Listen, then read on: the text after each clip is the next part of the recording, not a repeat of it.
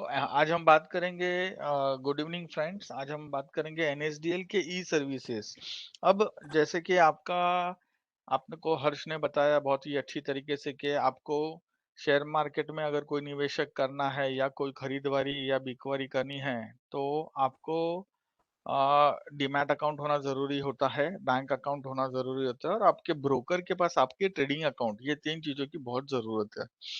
लेकिन जो महत्वपूर्ण इम्पोर्टेंट जिसको हम बोलते हैं, जो होना चाहिए वो है डीमैट अकाउंट, जिसमें एनएसडीएल सबसे जानी-मानी हस्ती है और नंबर 1 डिपॉजिटरीज है ऑल ओवर द वर्ल्ड, जहाँ पे लोगों के एनएसडीएल के अकाउंट्स है। इनकी काफ़ी सारी ऐसी फैसिलिटीज़ है, जो सुविधाएँ उन्होंने दी है ऑनलाइन या बोलिए या आप ऑफलाइन बोलिए।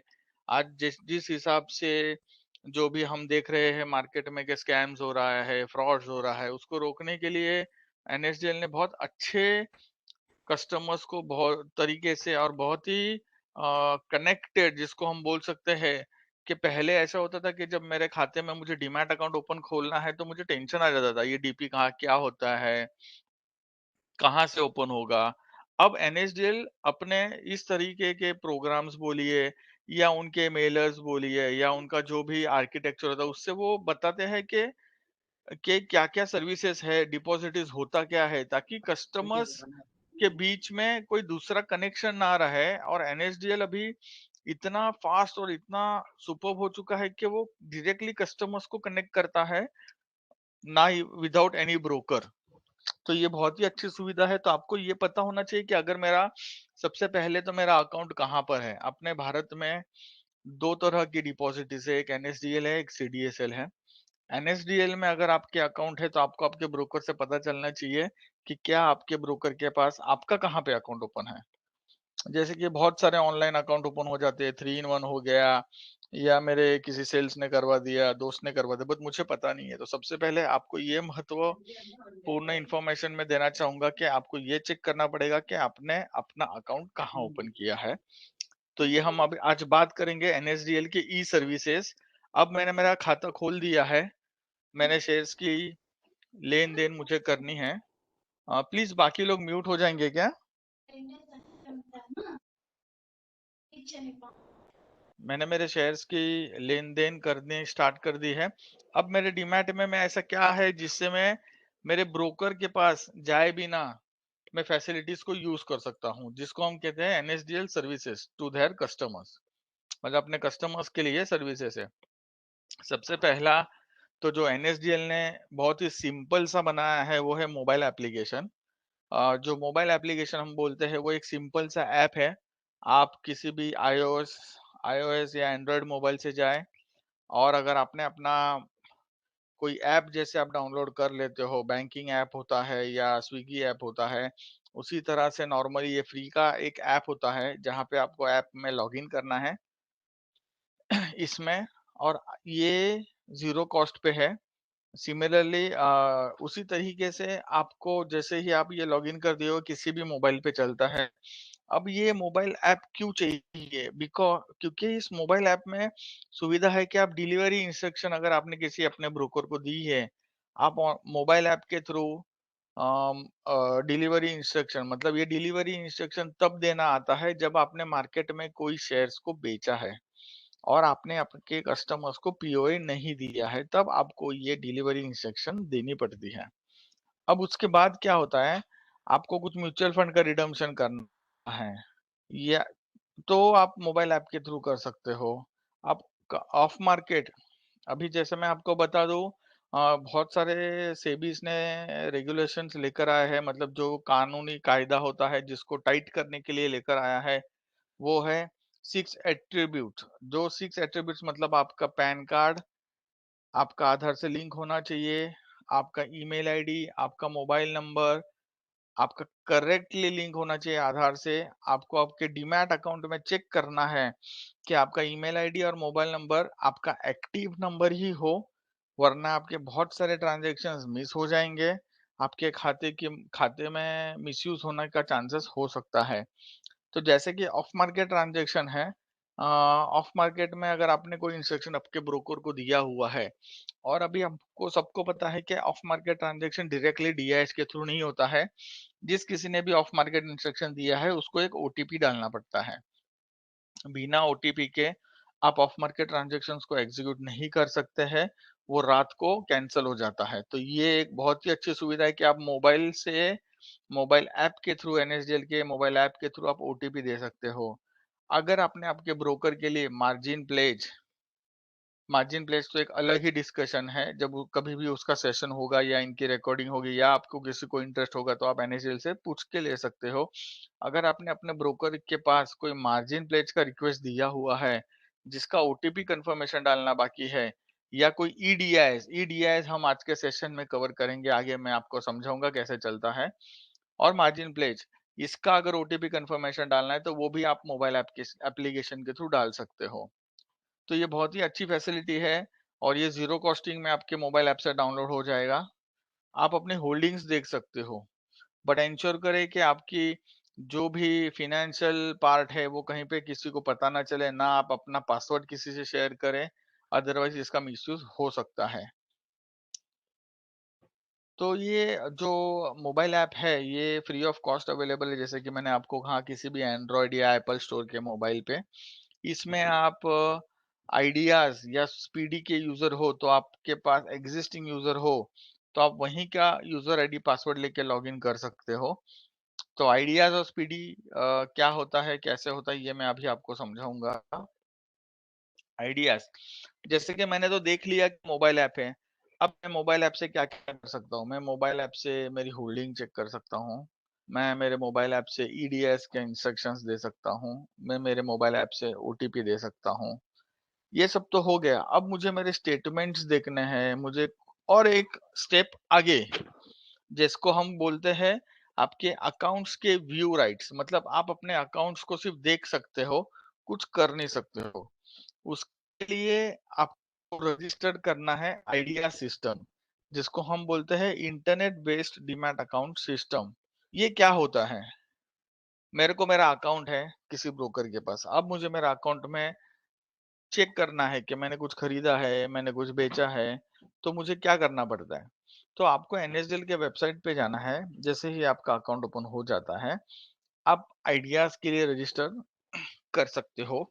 हालाँकि कस्टमर आजकल स्पीडी के लिए ज़्यादा जाता है। मैं आपको कुछ समय में स्पीडी भी बताऊँगा कैसे चलता है। तो अगर आपको आइडियाज़ को रजिस्ट्रेशन करना है, तो उसके एक वन टाइम रजिस्ट्रेशन होता है। आपको एनएसडीएल के वेबसाइट पे जाना है और वहाँ पे जाके रजिस्ट्रेशन की प्रोसेस है। तो आइडियाज़ में क्या होता है कि आप अपना पिछले लेटेस्ट अपना मतलब जो भी आपका क्या बोलते हैं उसको, लेटेस्ट आपका जो भी बैलेंस होता है, मतलब आपके डीमैट में जो भी शेयर्स है, उसकी आप बैलेंस की वैल्यू देख सकते हो। लेकिन मैं आपको बता दूं जो डीमैट में आपके शेयर्स की वैल्यू होती है वो एक दिन पहले की होती है। अगर चालू मार्केट है, अगर आपको बेचना है आपके शेयर्स तो प्लीज डीमैट के बैलेंस को न देखे, मार्केट के लाइव प्राइस देखे और फिर बेचे, वरना आपका profit and loss statement impact हो सकता है, जिसके लिए जिम्मेदार आप ही होगे, ना कि आपका ब्रोकर और डीपी डीपी वाला। आइडियाज में आप पिछले 30 दिन में आपने आपके डीमैट के अकाउंट में क्या ट्रांजैक्शंस दिए हैं, आप वो देख सकते हो। चाहे वो डेबिट के ट्रांजैक्शंस हो या क्रेडिट के ट्रांजैक्शंस हो। आप अपने मंथ वाइज ट्रांजैक्शंस को अगर आपको डाउनलोड करना है तो आप उसको डाउनलोड भी कर सकते हो। वो पिछले 1 साल का देता है। अगर आपको 1 साल के पहले का ट्रांजैक्शन चाहिए होगा तो आपको आपके ब्रोकर के पास जाना पड़ेगा। तो जैसे कि आप हर फाइनेंशियल ईयर में इनकम टैक्स की रिटर्न भरते हो, जहाँ पे ये सब चीज़ों की ज़रूरत है, तो आप इस फैसिलिटी के थ्रू वो स्टेटमेंट्स को डाउनलोड कर सकते हो। बहुत सारे ट्रांज़ैक्शंस होते हैं जहाँ पे मुझे शेयर्स पता नहीं चलता है कैसा है, क्या है, तो आईएसएन वाइज़ भी मैं डेटा निकाल सकता हूँ। आईएसएन मतलब हर एक शेयर्स को, जैसे एचडीएफसी है, एक्सिस है, उसको एक कोड दिया जाता है। आइडेंटिफिकेशन नंबर होता है। आप उस आइडेंटिफिकेशन नंबर के थ्रू भी निकाल सकते हो। मतलब आपको पता चलेगा कि आपने एचडीएफसी पूरा कभी खरीदा, कभी बेचा, वो सारी डिटेल्स वहाँ पे दिखेगा। फिर आप अपना कंसोलिडेटेड अकाउंट स्टेटमेंट निकाल सकते हो पिछले 12 महीने का। जैसे कि मैंने बोला आपको 12 महीने तक स्टेटमेंट आप आईडीएस से निकाल सकते हो। उससे पहले का आपको चाहिए तो ई वोटिंग से के थ्रू आप निकाल सकते हो। ये सारा चीज आपको मोबाइल ऐप में नहीं है, क्योंकि मोबाइल ऐप लिमिटेड होता है, कस्टमर के ट्रांजैक्शन ज्यादा होने के वजह से वो शायद डाउनलोड ना हो। तो ये सुविधा आपको आइडियाज में मिलेगी, तो आप ये आइडियाज का फीचर यूज कर सकते हो। अब अगर आपका आइडियाज में रजिस्टर करना है तो आपको कैसे करना है? आइडियाज दो तरीके से आप कर सकते हो। एक पासवर्ड होता है, एक स्मार्ट टोकन होता है। बट स्मार्ट टोकन और ई टोकन कोई यूज नहीं करता है, क्योंकि वो टोकन जो है हर साल एक्सपायर होता है। फिर वो वन पीसी मतलब आप उसी लैपटॉप पे चला सकते हो, किसी और जगह पे नहीं लेकर जा सकते हो। तो बहुत ही सिंपल तरीका होता है, वो है पासवर्ड यूजर। जैसे कि आप अपना खाते की लॉगिन डिटेल्स करते हो, या अपना फेसबुक व्हाट्सएप ट्विटर्स के लॉगिन आईडी पासवर्ड किसी भी इंटरनेट से ओपन कर सकते हो। उसी तरीके से आप कहीं पर भी जाके आप अपना आईडीएस का लॉगिन कर सकते हो। ये बहुत ही सही और इजी तरीके से रखा हुआ है, आसान तरीके से रखा हुआ है एनएसडीएल ने। आपको अगर रजिस्टर करना है तो आपको एनएसडीएल के पोर्टल पे जाना है, eservices.nsdl.com। वहां पे न्यू यूजर रजिस्ट्रेशन स्क्रीन करके आपको ऑप्शन दिखेगा। उस स्क्रीन पे जैसे ही आप क्लिक करोगे तो आपको ये 4 ऑप्शन दिखेंगे, स्पीडी, आइडियाज, स्टेडी और डैन। स्टेडी और डैन आपके लिए नहीं है, ये ब्रोकर्स के लिए होता है। स्पीडी और आइडियाज ये दो है जो हमारे कस्टमर्स के लिए है। तो इसमें हम पहले देखेंगे आइडियाज। इसमें हम पहले देखेंगे आइडियाज। आइडियाज में अगर मुझे रजिस्टर करना है, जैसे मैं रजिस्ट्रेशन के लिए क्लिक करता हूं, तो मुझे मेरा डीपीआईडी पूछता है। डीपीआईडी एनएसडीएल का 16 अंकों का होता है, जिसमें पहले की 8 डिजिट आपको ये बताती है कि आपका ब्रोकर कौन सा है, आपका डीपी कौन सा है, और बाकी के 8 डिजिट आपके अकाउंट नंबर होते हैं। ये अब डिटेल मुझे कहाँ मिलेगा? जब मैं डीमैट अकाउंट ओपन करता हूँ तो मेरा ब्रोकर मुझे एक डीआईएस बुक देता है, डिलीवरी इंस्ट्रक्शन स्लिप बुक जिसको हम बोलते हैं। ये चेकबुक होता है, जैसे आपके बैंक का चेकबुक होता है वैसे डीमैट का चेकबुक होता है, डिलीवरी इंस्ट्रक्शन स्लिप। ये काम आता है मुझे भर के देने के लिए जब मैं कोई शेयर्स बेचता हूँ और उसके सेटलमेंट करना है, तब ये काम आता है। तो ये होता है DPID, client ID and mobile number. यहाँ पे हमको डालना है डीपीआईडी। आपको डीपीआईडी आपको जैसे कि मैंने कहा आपको 16 अंकों का नंबर आपके डिलीवरी इंस्ट्रक्शन स्लिप बुक में मिलेगा। अगर किसी के पास हो तो वो चेक कर सकता है। एनएसडीएल का पहला 8 डिजिट हमेशा चालू होगा, वो डीपीआईडी होगा, वो आई एन से चालू होगा। I for India, N for Nagpur, जैसे कि मैंने ये कहा आई एन। 16 अंक, बाकी के 14 अंक आपका डीपीआईडी प्लस आपका अकाउंट नंबर आपको डालना है। आपको मोबाइल नंबर डालना है। मोबाइल नंबर जैसे कि मैंने पहले ही कहा, सेबी के सर्कुलर जिस हिसाब से आ रहे हैं, आपको इंश्योर करना है कि आपके मोबाइल नंबर एकदम करेक्ट हो। कहीं पर भी आप कोई गलत या डीएक्टिवेटेड वाला मोबाइल नंबर ना डालें, वरना ऐसा हो सकता है कि प्रॉब्लम आ जाएगी और आपका प्रोसेसिंग नहीं होगा। एक सेकेंड, हाँ, आपका प्रोसेस नहीं हो सकता है। जैसे ही आप एनएसडीएल के आइडियाज का रजिस्ट्रेशन के लिए मोबाइल नंबर डालते हो, आपको एक वेरिफिकेशन कोड आएगा आपके रजिस्टर्ड मोबाइल नंबर पे, जहां वो आपने एनएसडीएल में डाला होगा। ऐसा नहीं कि आप यहाँ पे कोई भी मोबाइल डाल सकते हो। वो डालने के बाद आप जैसे ही सबमिट करोगे, आपको एक वेरिफिकेशन कोड का ये पिक्चर दिख रहा है, वो दिखेगा और आपको सबमिट के बटन आपको प्रेस करनी है। जैसे ही आपने ये सबमिट का बटन प्रेस किया, आपको यहाँ पे एक प्रिंट का ऑप्शन दिखेगा। आपको वो प्रिंट करना है और आपको आपके ब्रोकर को देना है। इसकी ये रिक्वेस्ट में जब हम डेटा जब किसी को पंच करते हैं, तो इसका मतलब ये नहीं होता कि मेरा आइडियाज की फंक्शनलिटी चालू हो चुकी है। इसका मतलब ये होता है कि मेरा आइडियाज का रिक्वेस्ट मैंने दिया है, ये रिक्वेस्ट जाता है आपके ब्रोकर के पास, और उसके बाद आपका ब्रोकर क्या करता है, उसको अपने स्क्रीन पे जाके आपके रिक्वेस्ट को वेरीफाई करता है, फिर वो अप्रूव करता है। जैसे ही आपका ब्रोकर उसको अप्रूव करता है, आपको ये पता चल जाता है कि मेरा आइडियाज का फैसिलिटी यूज करना स्टार्ट हो चुका है। ये सेम लॉगिन आईडी पासवर्ड आप मोबाइल ऐप में भी यूज कर सकते हो। उसके बाद आ जाती है स्पीडी, जो आज के दिन में बहुत ही महत्व वाली फैसिलिटी है, जो सारे ब्रोकर्स कस्टमर्स को शायद देना प्रीफर नहीं करते, क्योंकि कस्टमर ऑनलाइन ही सब कुछ करता है। यहाँ पे ब्रोकर की कोई जरूरत ही नहीं होती। ये थर्ड पार्टी राइट्स जैसा होता है, जहाँ पे स्पीडी डायरेक्टली बात करता है एनएसडीएल के सर्वर के साथ, और ब्रोकर के पास सिर्फ इंफॉर्मेशन रह जाती है, ब्रोकर के कंट्रोल में कुछ नहीं रहता है। तो आप देखोगे ज्यादातर ब्रोकर स्पीडी का फैसिलिटी के लिए पंच नहीं करते हैं, पिच नहीं करते हैं कस्टमर्स को। वो चाहते हैं कि उनके कस्टमर्स उनके थ्रू रूट हो, ताकि उनके डीपी की इनकम भी बढ़े और उनके सर्विसेज भी अच्छी रहे। अब स्पीडी क्या होता है? स्पीडी मतलब मैं कोई भी ट्रांजेक्शन जब सिस्टम में डालता हूँ, तो मुझे देखना होता है कि मैं सारे ट्रांजेक्शन्स कर सकूं, मैं सारे स्टेटमेंट डाल सकूं। ये एक उसके ऊपर है।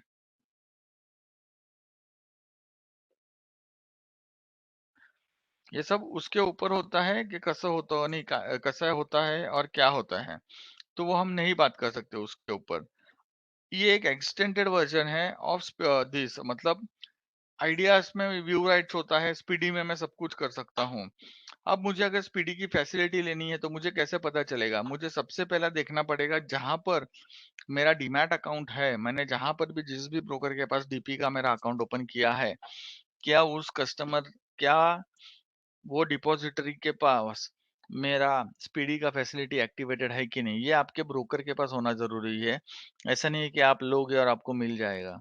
वो देखने के लिए आप क्या कर सकते हो? वो देखने के लिए आप एनएसडीएल के वेबसाइट पे जाके ये वाले लिंक पे क्लिक जैसे ही करोगे, आपको पता चलेगा आपका ब्रोकर आपको वो फैसिलिटी दे रहा है या नहीं दे रहा है।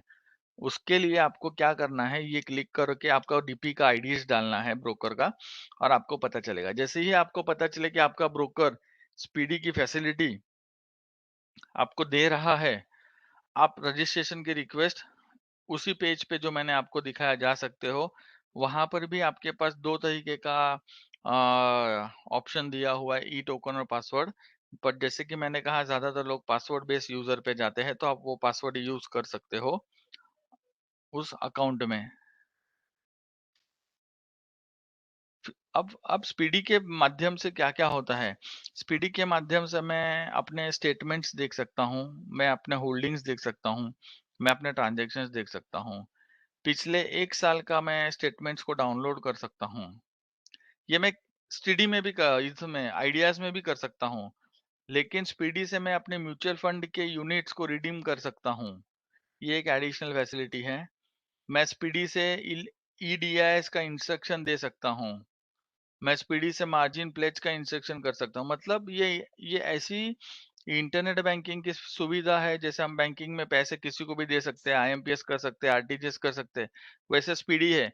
मैं मुझे कहीं जाने की जरूरत ही नहीं है, अगर मेरे पास स्पीडी है तो। ना मुझे ब्रोकर के पास जाना है, ना मुझे डीपी के पास जाना है। मैं सब कुछ देख के वहीं पे करूंगा। मैं ई वोटिंग में पार्टिसिपेट कर सकता हूँ।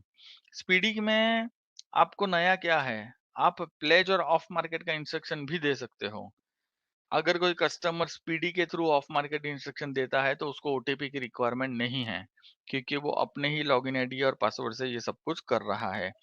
स्पीडी में एक बहुत ही महत्व का जो इम्पोर्टेंट चीज है, वो है डीमैट अकाउंट को फ्रीज करना। आप अपने अकाउंट को फ्रीज कर सकते हो आईएसएन लेवल पे, क्वांटिटी लेवल पे, या अकाउंट लेवल पे। अब मुझे जैसे पता है ये कब यूज होता है।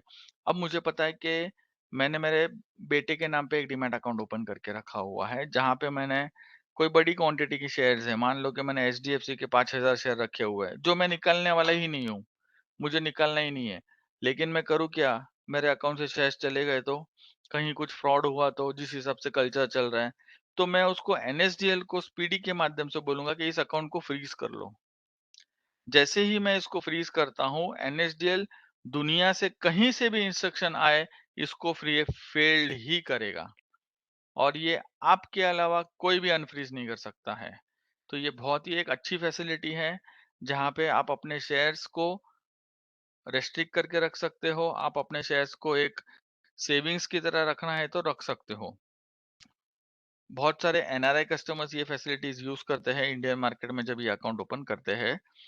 तब अकाउंट लेवल पे आप डेबिट फ्रीज करवा सकते हो। अगर आपको चाहिए कि आपका अकाउंट कोई भी शेयर्स आपके पूछे बिना डेबिट हो ना हो, आप वो भी कर सकते हो स्पीडी के थ्रू।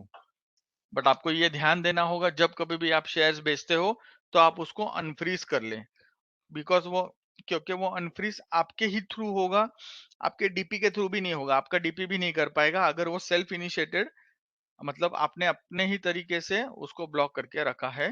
तो स्पीडी में रजिस्टर करने के लिए मैं उसी लिंक पे जाऊंगा, eservices.nsdl। वहां पे न्यू रजिस्ट्रेशन यूजर में जाके स्पीडी पे क्लिक करूंगा। स्पीडी में भी मुझे डीपी आईडी डालना होता है, क्लाइंट आईडी डालना होता है और मोबाइल नंबर डाल के सबमिट करना होता है। वहां पे मुझे मेरा लॉगिन आईडी और पासवर्ड सिलेक्ट करना है। लेकिन स्पीडी में एक और डिटेल आपको डालना है, जो होता है CMBP आईडी, जिसको हम बोलते हैं क्लियरिंग। एक सेकंड, हाँ,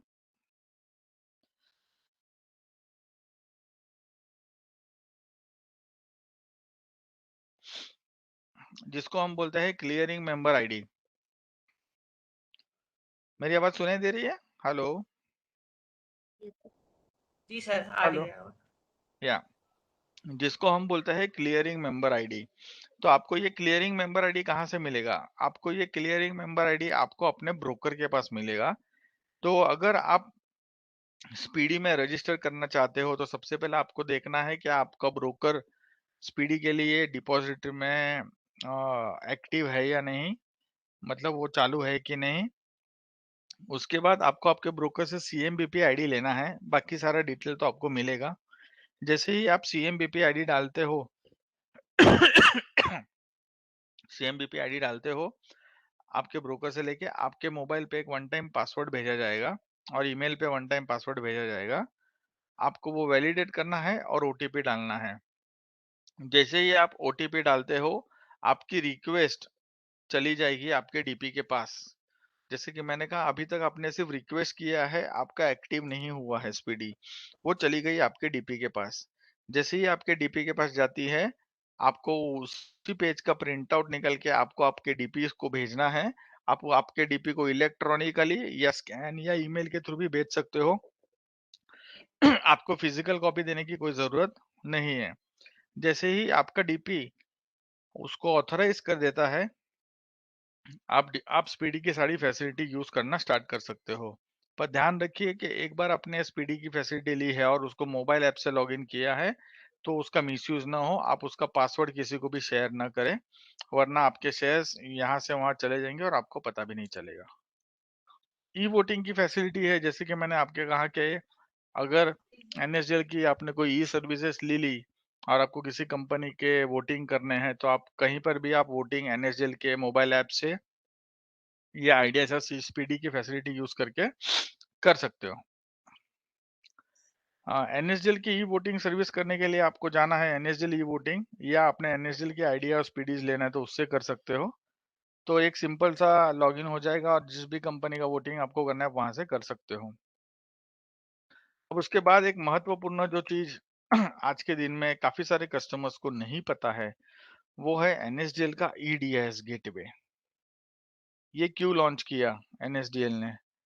क्योंकि जब कभी भी मैं कोई भी अकाउंट ओपन करने के लिए जाता हूं तो मुझसे यही कहा जाता है कि आपको हमारे पास ट्रेडिंग करना पड़ेगा, आपको हमारे पास डीमैट अकाउंट ओपन करना पड़ेगा, आपको हमारे पास बैंक अकाउंट ओपन करना पड़ेगा। अब क्या होता है कि मुझे बैंक अकाउंट में मेरा अधिकार है, ट्रेडिंग अकाउंट में मेरा अधिकार है, लेकिन मैं डीपी का पीओए कैसे दूं? मुझे डीपी का पीओए नहीं देना है, लेकिन मुझे ट्रेड भी करना है। ठीक है, अब होता क्या है, उसके अगेंस्ट आपका ब्रोकर आपको बोलता है ठीक है, आप एक काम करो, ये DIS की स्लिप ले लो, आप जब भी माल बेचोगे तो मुझे DIS दे देना।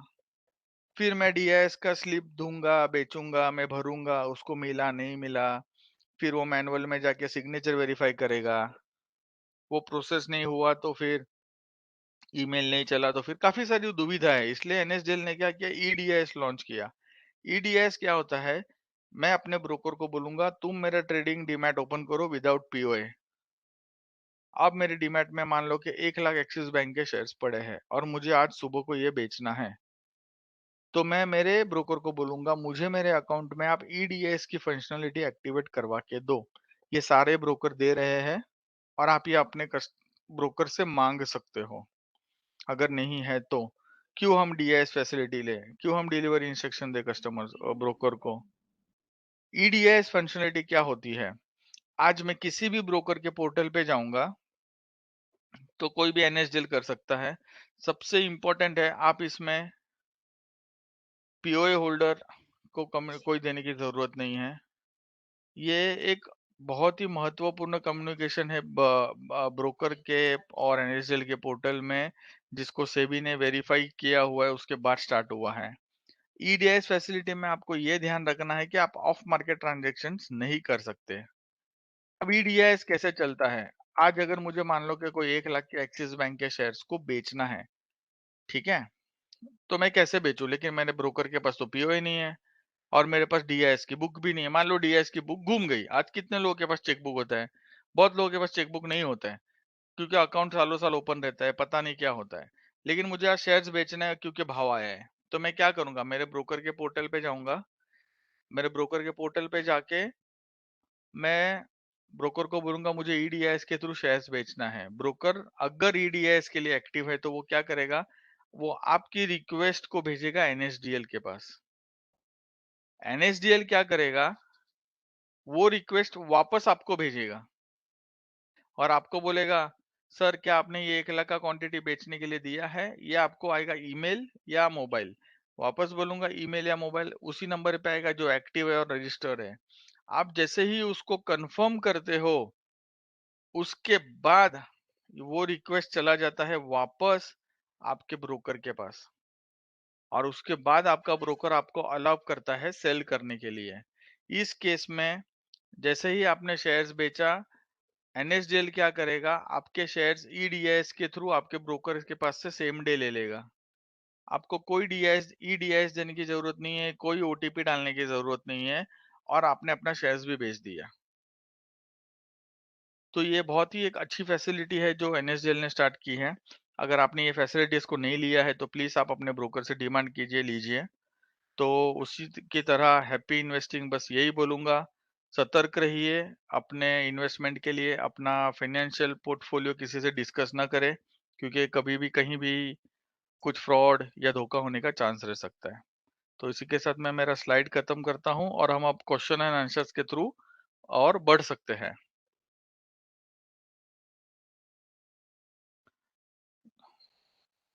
तो अगर किसी को भी कोई सवाल हो तो हम सवाल के लिए चल सकते हैं।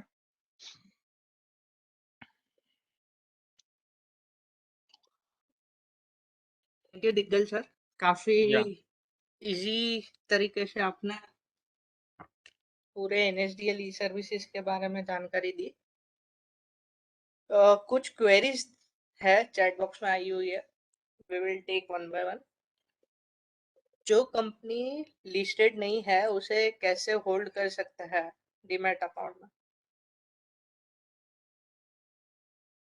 आप होल्ड कर सकते हो। जो कंपनी अगर लिस्टेड नहीं है उसके लिए एक अलग से मार्केट है हमारे यहाँ पे, अनलिस्टेड मार्केट, जो एक अलग से डिस्कशन है।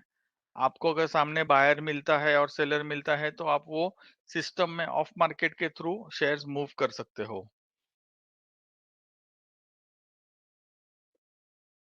और सर ये डीपी के पास जाके डीमैट भी करवा सकते हैं। अगर आपको डीमैट में होल्ड करना है तो आप डिपॉजिटरी पार्टिसिपेंट के पास जा सकते हैं इसकी जानकारी के लिए। यस, क्या आप उसको होल्ड भी करवा सकते हैं।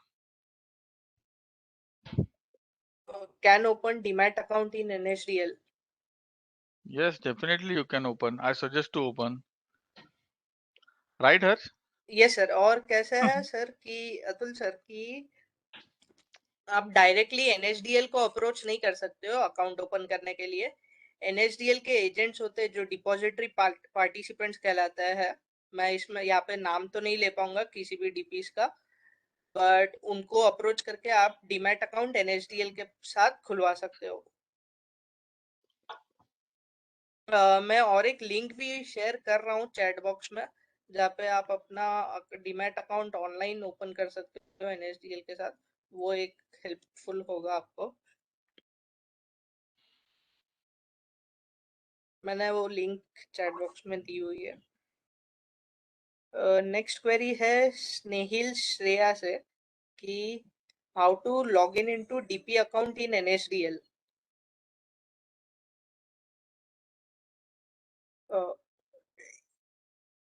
स्नेहिल सर, ये आप थोड़ा और बता सकते हो कि क्वेरी क्या है?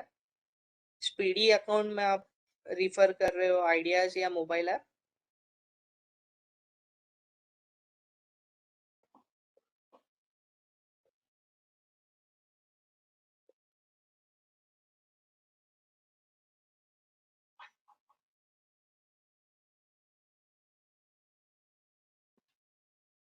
डीमैट अकाउंट अगर चेक करना हो तो कहाँ से होगा?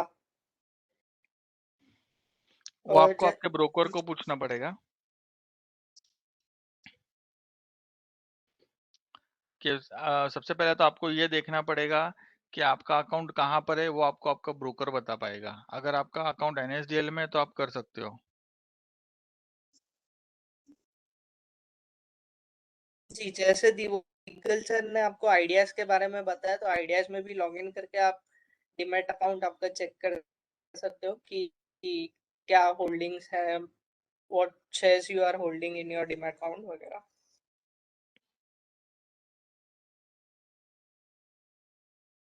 जी, और कोई क्वेश्चंस इन्वेस्टर्स के द्वारा?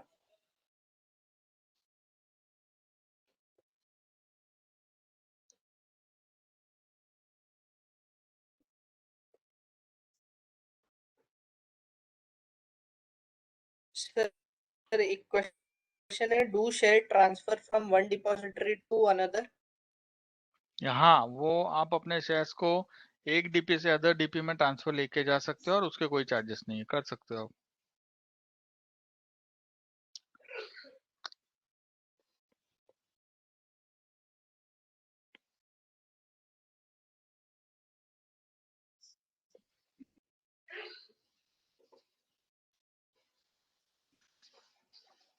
Mutual funds are shown in cash at two different places. File or sir, can you elaborate on this, please? Hello. Yes. If I see CAS, some mutual funds are shown in the file subfolder, you can say, and some are at others, some are shown at some other place. What is the difference? वो difference हो सकता है आपके closing price का, और इसमें ये होता है कि अगर आपने म्यूचुअल फंड के स्टेटमेंट में आपको देखना पड़ेगा कि डिस्ट्रीब्यूशन के प्लेटफॉर्म से लिया है या एक्सचेंज के प्लेटफॉर्म से लिया है। डीपी आपको वही दिखाएगा जो आपने एक्सचेंज के प्लेटफॉर्म से बाइंग की है, आपको डिस्ट्रीब्यूशन वाला नहीं दिखता है।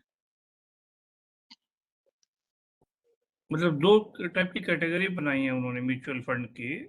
हाँ, म्यूचुअल फंड में दो होता है, एक डिस्ट्रीब्यूशन प्लेटफॉर्म होता है, एक एक्सचेंज प्लेटफॉर्म होता है।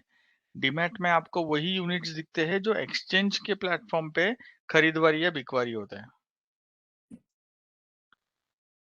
अच्छा, और अगर हमने किसी उससे डायरेक्ट किसी म्यूचुअल फंड होम से लिया है, हाउस से, विदाउट इन्वॉल्विंग डीपी, हाँ, देन तो वो वो, डिस्ट्रीब्यूशन होगा। अच्छा, वो डिस्ट्रीब्यूशन में रिफ्लेक्ट होगा। हाँ।